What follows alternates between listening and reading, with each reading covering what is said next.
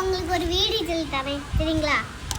First இந்த மண் எடுத்து இதில் போட்டுக்கணும் சரிங்களா. அது நிறைய வரைக்கும் போட்டுக்கணும். சொல்லுங்க நிறைஞ்சதுக்கப்புறம் காட்டுறேன்.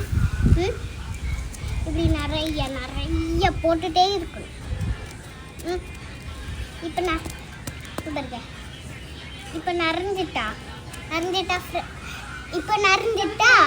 இப்போ இப்படி தட்டணும் சரிங்களா. அப்புறம் மெதுவாக எடுத்தா ரெடி. அப்புறம் இன்னொரு கட்டிடுமா. அப்புறம் இதை எடுத்து இப்படி